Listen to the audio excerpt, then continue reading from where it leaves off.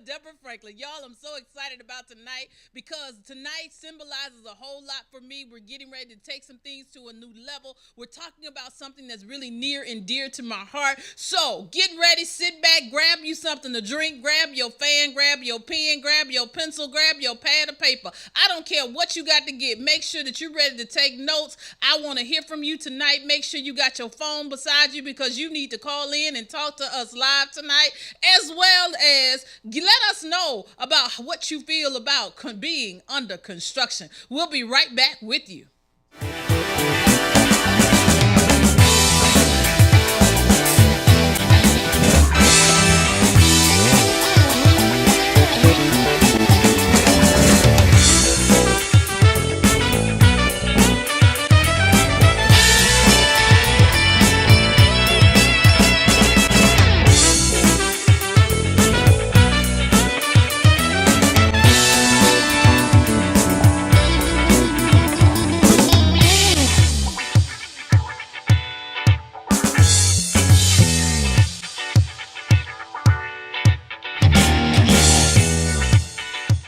And we are back here live in the studio. You know, I am your girl, Deborah Franklin, and tonight we are talking about being under construction.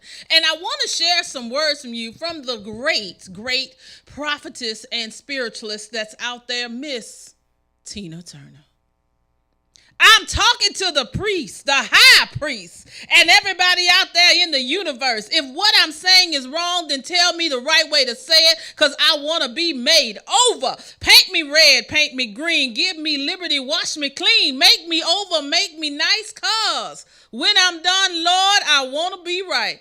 Hey, Lord! Yeah, I know y'all remember that from the movie. And that's what being under construction means. That means you are ready to change everything within you and take yourself to another level. Some of you know that I host an event called Hats and Heels, and that normally I have a hard hat. I have a pink hard hat, and I left it at home. I grabbed it for tonight, and I totally forgot it. But when we talk about hats and heels and we talk about construction, one thing that hat symbolizes is that hat symbolizes something that is protecting you. It's a hard hat, so it's a symbol of it protects you. If you're on a construction site, it protects you from something that may be coming at you. But from a spiritual point of view, it means that your hat represents your covering. It represents protection of your anointing, protection of your mind, protection of where you're going, protection of your skills, because when you have a hat on and that hat is covering you, you can't help but take yourself to another level. But what have you gained to make yourself over? What have you done to make yourself better? What are you doing to take yourself to another level? Stop waiting for a prince or Princess Charming. You got to get up and start making this happen for yourself. You know, the days of somebody coming in and rescue you are over. And this goes out to my ladies that are watching. Y'all, the glass ceiling, stop looking for it, stop looking to it, stop using it as an excuse, because it's time for you to pull out that stiletto. I don't care if you got on hard boots. I don't care if you have on steel toe boots. I don't care what you got on. You need to turn up and stretch your foot and shatter the glass, because with all the women that have been elected just this past midterm section, you need to be ready. Know that glass ceiling does not, well, it exists, but it's time for you to shatter it in your field. Because just in Texas, to see how many women were elected as judges, I was blown away. Those of you know I am from Houston, so to see that many African American women be judges in our community, forget about Cruz being the governor. I don't care about who is handling the cases when my black and brown brothers and sisters come before the courts. Now they have somebody that should be able to relate to their struggle, should be able to relate to what they're going through. Yeah, you might have grew up in the suburbs, but check this out. They still don't know that you're a suburban child. All they know is that you are a black person that walks into that room. And so when that happens, you're not judged by the degrees that you have. You're not judged by what you know. You're judged by what you look like.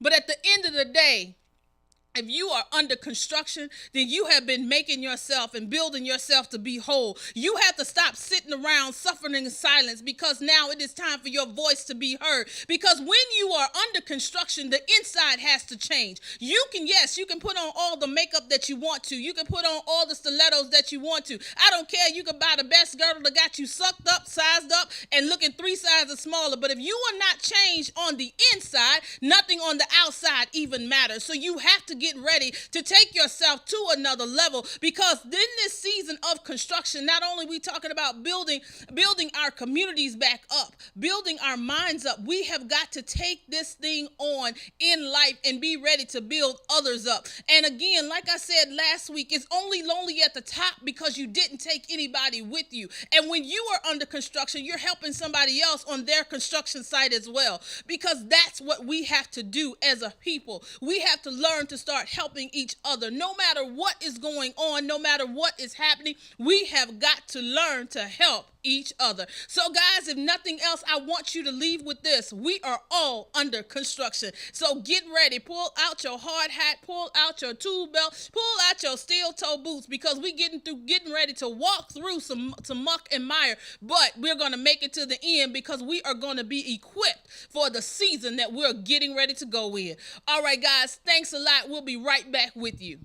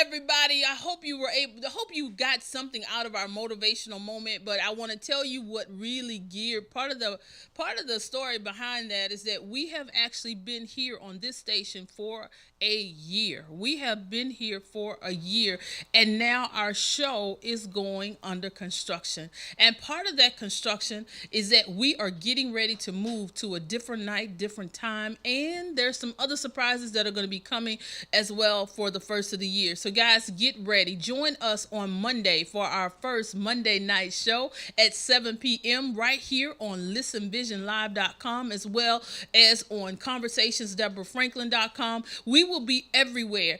Like normal, you'll be able to find our other shows. Please subscribe to our YouTube channel, because on there you'll be able to see our past shows, and get ready because the next shows are going to be going to another level. Just like we had the different segments are coming back.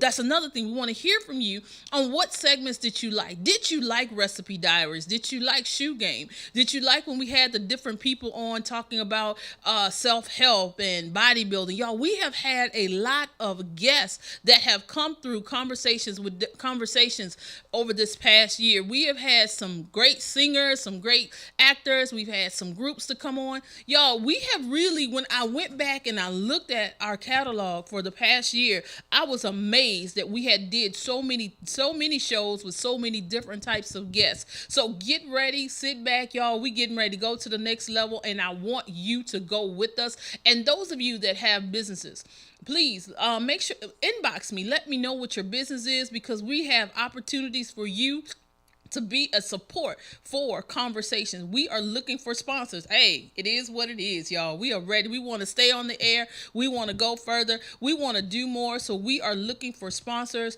and we will be able to promote your brand along with our brand, and that makes us all help each other take it to another level. Well, all right, guys, I got a wonderful guest coming on tonight. Yeah, honey, let me just tell you, get ready, because he got just as much energy as I do. He was bouncing off the wall, so you already know I like to talk to people that like to talk. So it's getting ready. We're gonna have a real conversation about conversation.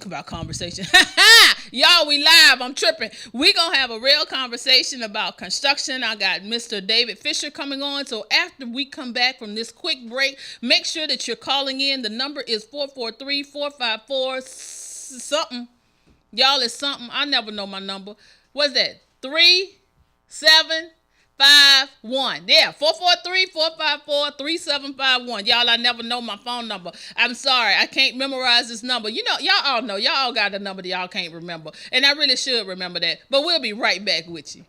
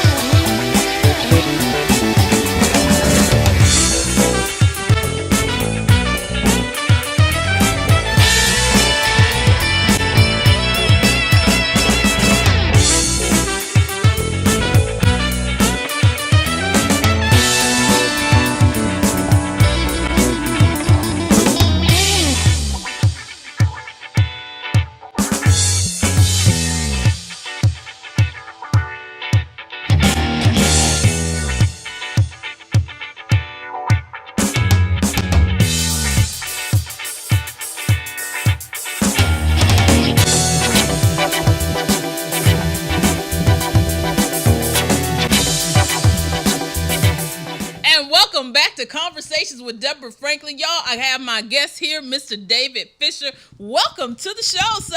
How you doing, Deborah? I'm wonderful. How are you? Doing all right. Good stuff. Well, we open up the show. We're talking about being under construction, and you are in the construction business. Indeed. But what I want to talk to you, because I know that you have some insights in the community. So let's talk about what can we talk to youth about how to build themselves up. You know, we always know that the construction is buildings and cranes and all that good stuff. But what about the construction about yourself? I would say for that is continue to believe in yourself. You know, you gotta have a vision for yourself. Continue to have a dream. Unfortunately, a lot of people out here are going to kind of pigeonhole you into what they expect you to be. I was at an event a couple of weeks ago at Dunbar High School, and we introduced them to virtual reality as part of construction. And just to see their faces light up because it was a new experience. Mm-hmm. We got to be able to give them new experiences because that's the only way they actually grow. But I would say have them continue to believe in themselves. Just make sure that the vision that they have within themselves, their passions, follow their passions. Don't let anyone tell you different from that, and just continue to grow in that way. That's amazing because we were just talking about virtual reality at my school. Yeah, shout out to Coolidge. But we were talking with Verizon. So how can we? Let's just go ahead and put it out there. How do we take construction and VR and merge it together? What purpose is that? For us at Hensel Phelps, that's my company that I work for. For us, it's really a tool used to communicate our designs. So we'll have owners walk through a prospective building before it's actually constructed, so they can know how it feels. A judge can actually see his view from his bench. So that's kind of the way that we integrate virtual reality into construction. So y'all gonna work with the women on the bathrooms too?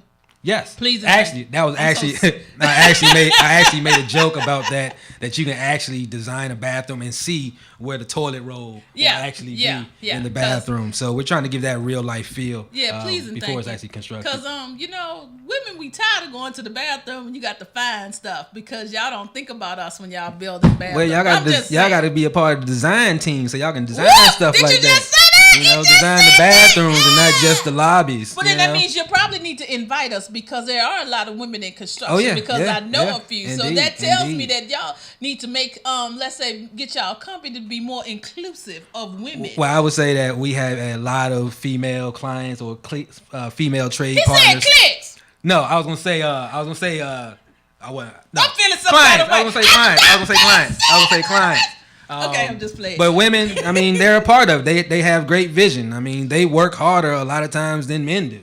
And that's just honest. We have a lot of women businesses who grind, who really grind because males, we expect certain things to be given to us. We'll be able to get invited to the table more often than not.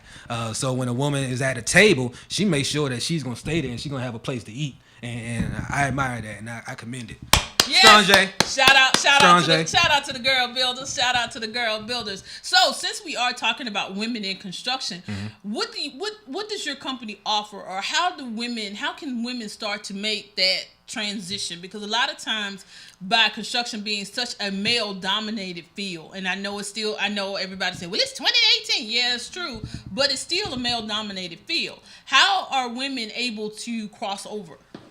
I say, in my opinion, the field is wide open. Okay. It's about what you bring to the table. What value are you bringing to the team? If you know your stuff and you have the resources available to actually produce what the client is actually looking for, then there's no difference between a male company and a female company. People just want someone who can actually do what they need to be done. Whether it's male or female, I think it's just all about your work ethic, how frequently you promote yourself, how often you are in an environment where people know the services you provide. It's not what you know, it's not who you know, but who knows you. If we don't know you're out there, then we're not going to be able to recruit you for the services. Wow, you said a mouthful, because that goes back to what I do. Because I tell people a lot of times we have so many hidden talented people because they are afraid of marketing themselves or sharing their knowledge, because I think it's that old school mindset. I can't talk about what I do. Because we're told that you're not supposed to brag. Right, but that's my new theory, because I toot my own horn now, honey. I'm blowing my horn. Deborah can do whatever you need Deborah to do. Yes, but and it's like, why? How can we start to change that mindset? Because that's men and women, female and male businesses that are stuck because it's not like they're not good, but they're scared to quote unquote pat themselves on the back from what they can do. If you know what you're doing, and your track record will speak for itself. Okay. If you get an opportunity and you succeed and you do well at it, then that's just more confirmation to yourself that, hey, I know what I can do. I know that I can do it. I can perform, and that just gives you more motivation to get out there and kind of sell yourself even more, because now you have some ammunition in your back pocket to say, hey, I did this project. Now I want to do this project, and I can bring this value to your project or your team. Okay, and I'm glad you said that as well. So how do you get people to motivate themselves? Because again, it goes back to the mom and pop shop. I'm a neighborhood handyman, but my vision is no bigger than what's around the corner. How do we start to help these people develop that mindset that they can be bigger than what they are? I think it depends on how hungry you are. Whoop! when was your last meal, or where do you want to eat at next? Can you afford to eat there next? You know, it's really Popeyes your goal, right, right. Are you a Popeyes, or are you a Ruth's Chris, or if you are a new vegan, you know, you want to eat healthy, you want to go shopping at Giant, or you want to do Whole Foods? What's kind of your motivation? And that will really set a fire. If you're married, what's your support system? Are they saying, hey, you can do it? Are they reaffirming your worth? Hey, baby, I love you. Thank you for reaffirming my worth. Shout out to Keona Cloud Fisher. Love you, baby. Yeah, it's your support system. Why did I just feel like I was at church You and like the pastor's that? getting You up like to that? preach? I want to just praise the Lord right now. Just thank the Lord for my help. Yeah. The one that supports me in Yeah. everything that I do. She The told me to Lord keep it sent. simple, stupid, and paint pictures. So, Yes, but you know what? That is like major advice, because keeping things simple. I think so many times we don't succeed because we try to keep things so extra. We're Right. so extra with everything. Nothing is simple. So how do we make this, being under construction, making it simple? Simplify, because a lot of times, okay, I tell everybody I got a degree to talk. I don't do no hammers. I feel like a hammer solves everything, and so they don't I can't build nothing. IKEA is my worst enemy. I love the store, but I can't put nothing together. I got all my friends on speed dial. I'm that person. But it's like, how do we start to change that? Because a lot of people are afraid of construction or conveyed building. So if I have a degree to talk, but I like the industry, how can I be a part of that industry and help it grow to the next level? I say you got to get out there, just like any other business, you got to jump off the porch. You got to go out into those networking events, kind of be in those meetings, in those circles. I want to be at that meeting when those cues come marching in. Sorry. I'm sorry. I'm not going to the Q meeting. I'm sorry. But no. This is what happens when you bring folk on and these. I'm sorry. Shout out to my cousins that I know that are not Qs. I know my cousin Derek is an alpha. So yeah, I'm not. I got somebody in the back of the room. There you go. There they go. I got some alphas. We got 06 in the building. What up, 06? All right. So that's good stuff. Good stuff. Wait a minute. What school did you go to though? FAMU. I'm still salty because we lost last week. That's okay. Because the HBCUs are representing in the house. I'm still feeling kind of salty. That's okay. I'll let you slide. I'll let you slide because you at FAMU. I was at Texas Southern. Texas Southern is in the house. Yes, indeedy.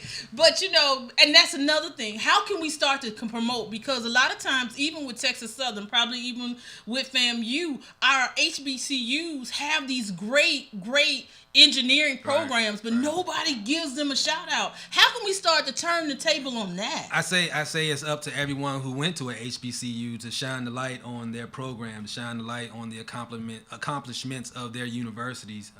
A lot of our market will go to the MITs or the Virginia Techs or some of the more traditional schools to recruit folks, and they'll get a lot of shine. But like you said, there's a lot of great talent coming from our historically black colleges and universities, and it's up to us to kind of promote it. Whenever you're on a mic, you got to say, "Hey, FAMU." You got to say Texas Southern. You got to say Morgan State. You got to say wherever school that you went to, so people know that hey, they are producing some quality product and quality individuals and professionals. So that's the only way that I see us kind of moving the needle forward is by us moving the needle forward. And I totally agree. And then, I want to go back into education. So, a lot of times, a lot of the trades have been taken out of high schools. And, used to be, I remember having this big book that we could choose from: cosmetology, construction, plumbing, whatever. It was there. Right. So do you feel like that's something that needs to be brought back into the high schools as far as making sure our children, whether male or female, have a trade? Auto mechanics, having that trade taught to them in a high school environment. Definitely, because everyone's not made for college. Not everyone wants to go to another 4 years of learning and then their destiny or their future still be up in the air.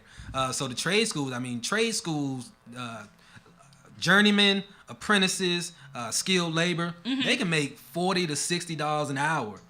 So I make $40 an hour. So they're making just as much. Clearly got the wrong degree. They're making just as much money as someone with a degree. But that is not promoted because industry wants you to pay college. They want you to get in debt. That's they want true. you to have student loans. They want you to have all that interest after you get your degree and still no job.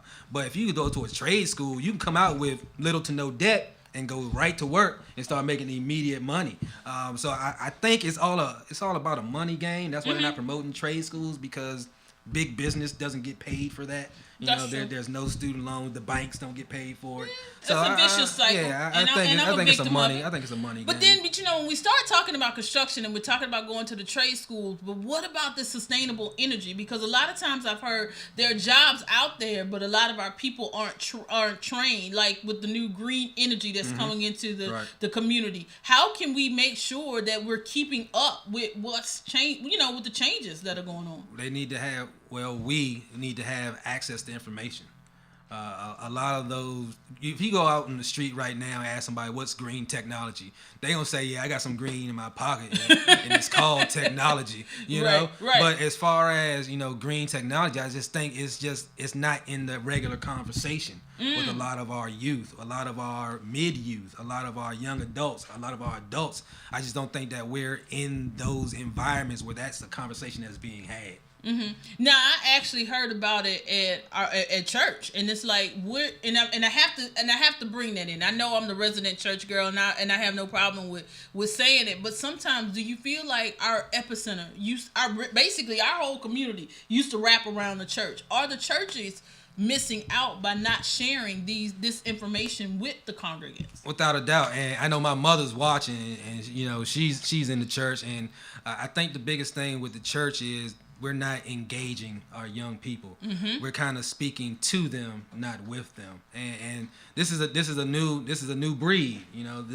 The ideals of Generation X and above are not the same ideals that are shared with millennials and after.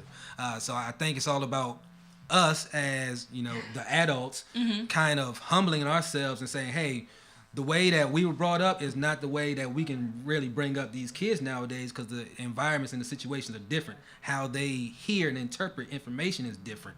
Their support system is different. They don't have a strong household like we might have had, where you got grandma, aunties, uncles, and cousins who kind of build you up.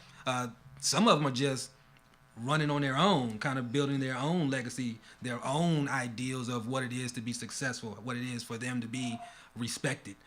So I think the church needs to kind of step off of their pulpit. I like it, yes. And my mom, I'll tell you this all the time. She said we gotta get out into the streets, into the communities where these kids are at, because not everyone's going to walk to the church. Sometimes the church has to walk to the people. Ain't that right, Mom? I know it. Shout out, Mama. I know that's right. Shout out, Mama Gail. Right. So because so many times we talk about we want the millennials in the church. We want them to do this. We want them to do that. But we're not talking about what makes them tick. Right. Because now that I've moved down here and I'm teaching in a different community, it's like this is like the first time that I'm experiencing students that have had family members, let's say, shot in front of them, or had a mother pass at an early age, parents passing in their 30s, 20s, and 30s, and now they're being raised by their grandparents. It's like, yeah, I've heard it, but I haven't experienced it. Normally it's like one or two, not like half the class. Right. So how do we begin to talk? We're talking about construction. We're talking about building people up and taking them to another level. How can we start to help in that area of construction? I think as far when you're talking about building people, building people in communities, it's all about, you have to listen first. You have to know what the needs of that individual is. You have to know the needs of that community, and then get on their level. You have to come down and speak to them on their level in a way that makes them feel empowered, make them feel understood and valued. And once you start to develop trust with someone, a lot of the problem that we're having nowadays, either with our youth or our blackness, is that we don't trust each other. We don't trust our parents. We don't trust our employer. We don't trust the school. We don't trust the police. We just don't trust. We don't trust the church. So being able to have a way where we can start to develop a level of trust with communities, with individuals, that will begin to allow them to listen clearer. But then you still have to talk to them in a way that they feel heard and then respected, that their opinion matters, whether you agree with it or not. You have to show them that, hey, your opinion matters. I'm willing to take the time to listen to you, and together we can come up with a way that works out for the betterment of everyone. I love it. I love it. We're getting ready to take a quick break because, Mr. Fisher, I want you to get ready because when we come back, you talked about trust. We're going to talk about being transparent in the community. Y'all, we're going to be right back. Transparency.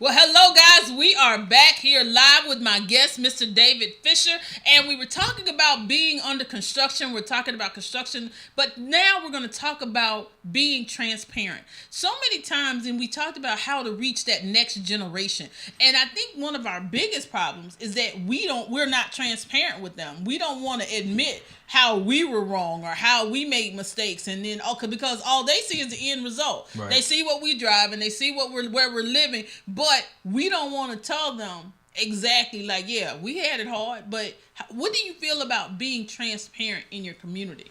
I think we need to tell the kids in the community that we jacked up their situation. Honestly, we've done a lot of things to the planet, the environment. We don't have global warming. Stop it. Well, I mean, that's what him say. Well, maybe black folks ain't jack up the environment. I'm just saying. Our generations before their generation, right? I mean, we did jack up because we buy styrofoam and throw it in the Potomac and do all that stuff. Oh so yeah, and then I had to use the aerosol because I didn't have that kind of hair, so I had to use the aerosol with that good sticky hair. All right, Becky. I was. All right, Becky. Yes, I had Becky hair. I did have Becky hair. I think back in the day. we need to own up to the table that we've set for them. We haven't always set the right table, whether it's from our relationships going astray or our actions causing us not to be a part of their lives. You know, there are a lot of situations that they had no way of putting themselves into that situation. You know, they were given a set of cards, and now they're trying to play the best hand that they can. So I think the first thing we need to do is really tell them we're sorry. You know, I'm sorry that, I wasn't there when you were growing up. I'm sorry that, I didn't give back to my university so that you could have the right type of equipment to get a good degree. I'm sorry that I was bad with my money, so we weren't able to give you the best environment and living situation to be productive. So I think us as adults, we need to tell the kids that, hey, we need to own up to the things that we've done and put in your lap. And now telling you go ahead and deal with it, right? And fix it. You fix it. It's you got to deal with it and fix it because figure it out. Figure it out. God! I did it. I walked 8 miles in the snowstorm with no shoes on. So now you walk 8 miles. I didn't either. I didn't. I can't even fix my mouth to say that lie because anybody that know me know I don't do manual labor and I'm not sweating for too long. It just is what it is. I'm not doing it. It just can't handle it. But and it's too funny that you would say that because I thought back to like when my parents were my age. I was like, wow. If I don't feel like I've accomplished half of what they did because my parents, they were married. They had 3 kids, a house, doing stuff. Right. And I'm like, I don't feel like I've accomplished things in other areas, but how do we start to deal with those, because I'm a product of a traditional family, but how do we start to deal with all of our kids and all of our brown babies that didn't have that traditional, let's say that traditional bring up? Because you were saying that because you don't have the aunts and the uncles and the cousins in the neighborhood like we used to. So how do we start to take that on in sustaining putting their village under construction? And I think that's the right term. It takes more than the family nowadays because our communities are so spread out now. It's not like we all live on the same block, go to the same church. Our communities are so spread out over such a larger span that it takes, your teachers. It takes your rec coach. It takes we had a rec coach, Calvin Avant. You know, he pretty much raised everybody from Maple because a lot of us we didn't have fathers there. So if it wasn't for Calvin and folks like Calvin, Gene and Tony Langley, you know, the whole rec team, we wouldn't be where we're at today. So I think it takes a village. But now it takes even more than a village. It takes an extended village. Wow. You know, it takes your old college teacher. It takes the old guy from the neighborhood who did something with himself to come back and tell you that, hey, yeah, I came from the same block as you, did the same things that night that you did, but now I'm doing this and so can you. So I think it really takes more of a peer influence because kids don't listen to their parents as much as they did back in the day. Did we really listen? No, not at all. Sorry, Mom. Let's just tell the truth. We did. Because did we really listen or did we pseudo listen? Nah, we didn't. We listened to the same knuckleheads who were leading us down this road when we really need to go down this road. Right. But now some of the folks who went down that road have turned and now they're successful. So now it's time for them to come back and say, hey, young blood, I did this just like you did, but now we need to go ahead and do this because you see where that's going to go. You're either going to be on a shirt or you're going to be down on in them cuffs. Yeah, because being a hashtag is not really all that cute. Exactly. I'm just saying. But, you know, a lot of times is that we don't want to admit to it. We don't want to admit the wrong that we've done in order to move forward. And it's like, how do we, you know, it's just like, I guess that's always that big question. How do we move forward? How do we take what we're doing and go to that next level of building ourselves up, even as a community? Because we have a lot of successful people, but then why are we not helping in our communities? I think it's, you know, Michael Jackson said it best. It starts with the man in the mirror. Whoop! You know, how are you really looking at yourself? Are you looking at yourself with, you know, your glasses off? Or are you looking at yourself with these rose-colored glasses on that says, hey, I've done all this the right way, and I'm going to forget about my past because that's my past. Yeah, it's your past, and you don't need to live in your past, but you still need to acknowledge your past because your past will help someone else's future. So if we can always acknowledge what we've done and how it's changed us, because not everything you've done in your past is bad. Right. You know, it might have had some bad circumstances or some bad results, but it was still a teaching moment. You know, you still learn some things from it. So why not use that experience to pass on to the next generation? So one, they don't have to endure it like you did, or when they do endure it, they know what resources or what steps they can take to get out of it in a productive manner. Exactly, because I always say your past, you should treat your past like you treat your rearview mirror. It's something that you glance back, not look at. Right. Because if you continue to look at your rearview mirror, you can't go forward. And you're going to crash. And literally, crash and burn. Crash and burn. So, there's another part of what you do we got to talk about, because with all this gentrification that's going on, how do we gain from it? Because I'm looking at some of the neighborhoods. I've heard stories about some of the neighborhoods that are right here in DC. I've seen it in Baltimore when I lived there. And oh my God, when I go home to Houston, I'm like blown away. Right. Because some of these neighborhoods that used to be the hood are now like, wow, people are really not doing what they used to do. So how can we be a part of this so-called movement? Start you a business. Whoop! Start you a business. Why not? We got crazy President Trump in the office, and he's orange. Yeah, we got Agent Orange in the office, and he is doing all kind of tax incentives for businesses. So why not? It's like, hey, it's gentrification, Trump.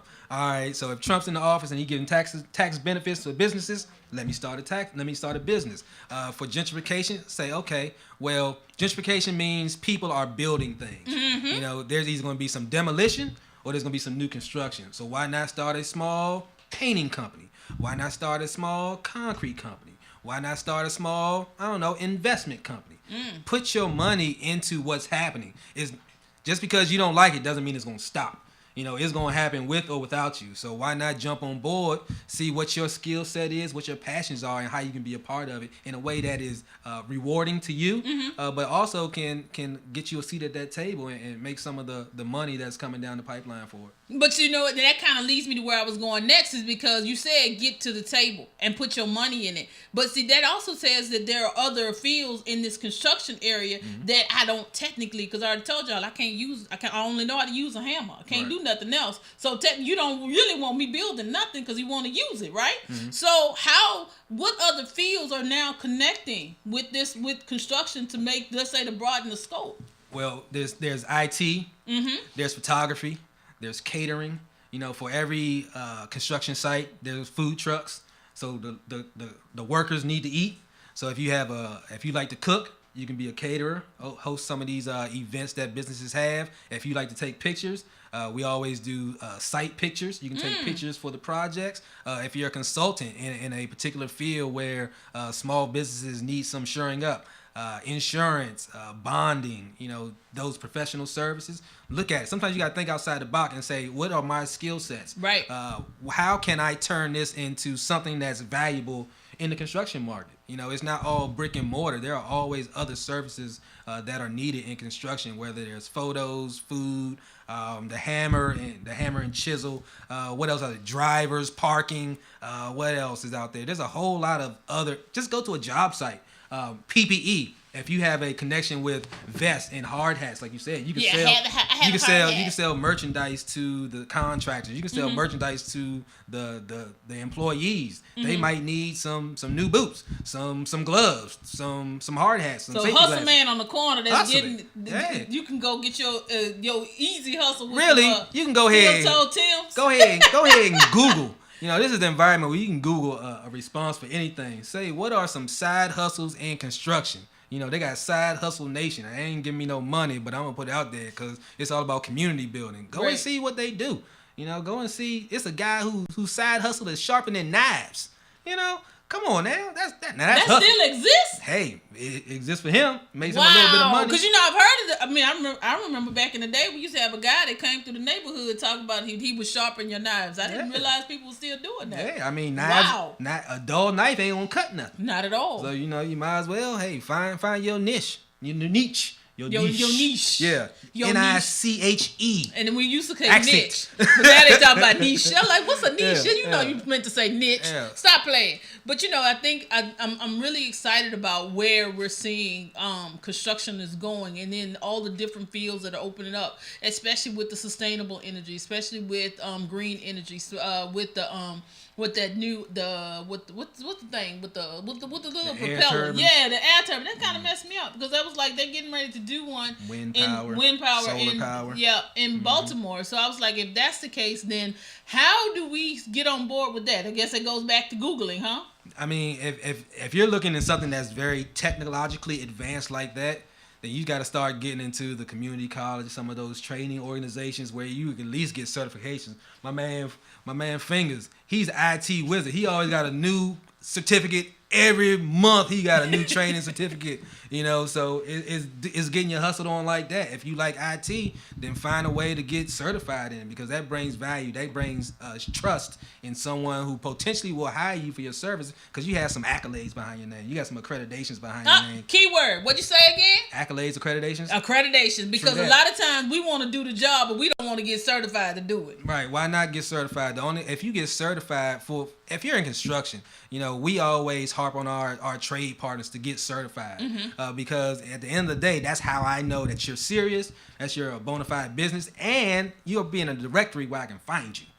So there's a lot of different advantages to becoming certified, whether it's from your own personal business, individually, or a large organization where you can let people know, hey, I'm responsible, I know what I'm doing, come hire me. I like it. So, we got one more thing, and there's another thing that's on his card that we have not talked about. Talk about investments. Why is investing important? Because the stock market is going up and down. I only got $5. How am I supposed to invest that? Well, I mean, there's a lot of ways you can invest. Now, I'm not a professional investor, so don't take any information from me. Now I want to give y'all a sidebar. I'm going to tell you how I invested. I invested in real estate. It hasn't always been profitable. Matter of fact, it hasn't been profitable. It's been a pain in the tail. Wow. But I learned from it. I learned what to do, what not to do, how how to go about it better the next go around. But I mean, you gotta let your money work for you in some form or fashion. And real estate just happened to be the way I went to because it was hot. You know, it was a hot item. Just like when Bitcoin had their little resurgence, everybody started going in Bitcoin. When buy houses now. I understand it, y'all. I was really trying to understand Bitcoin, but that's okay. Yeah, we left again. But I found out somebody who's doing some big blockchain with some lending sources. So it's still out there.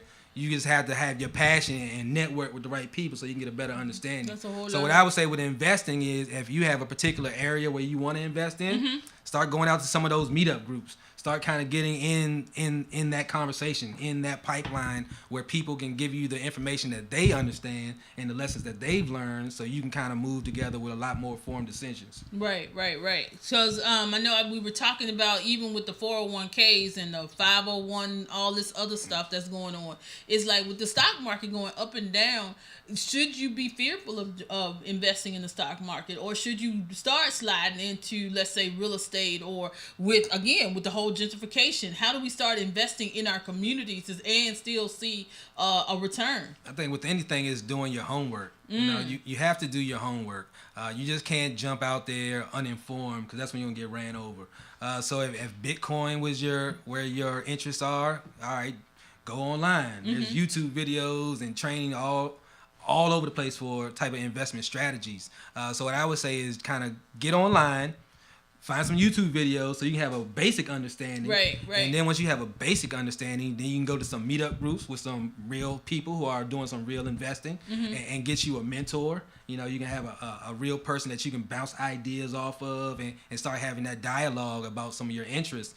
But then it's all about information. As long as you can gather the information in what a form or fashion that it comes to you in, then you can start making some informed decisions and see what's right for you. Maybe it is. Maybe it sounded good. Right. But I'm not willing to take that risk right now because my tolerance is kind of low. If you got a high risk tolerance and you can jump out there and you got some money to spend and money to lose, then hey. I'm one of them. I can't jump right now. But if you got some responsibilities and your nest egg is kind of small, right, then go ahead and do as much research as you can. Right. But you know what? The key thing that I think that I can pull away from everything that we really talked about is that you got to do the work. Yes. You can't expect it to just happen overnight. You got to put the work in if you want to see your investment grow and go to the next level. And I think that's that might be where we're seeing our fallback as well. Do you see that people just don't want to, quote unquote, do the work or invest the time? I think people are comfortable. People are uncomfortable with being uncomfortable, and I think that kind of keeps you in a box. If you're not willing to take risks or to challenge yourself, then you're kind of going to stay in the same situation you are. Even real estate, you're going to win some, you're going to lose some. Right. But at the end of the day, you're going to learn something from it. And information and knowledge is key.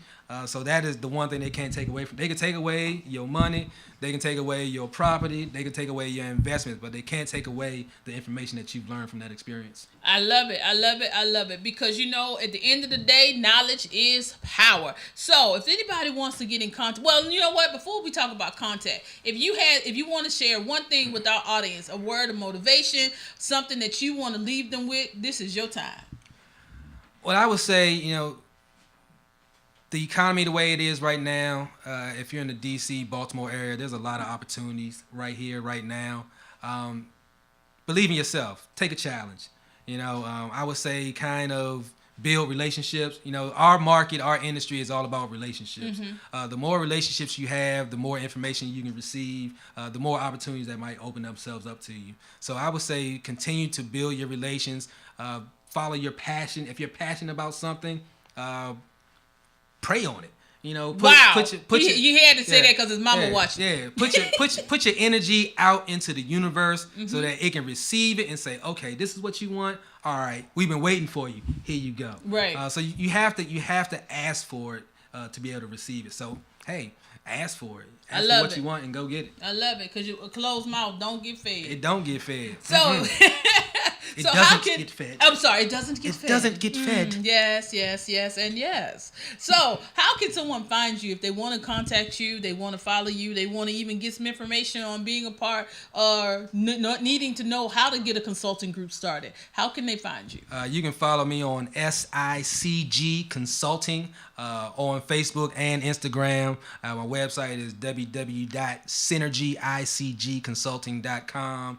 Email address is dfisher@synergyicg.net.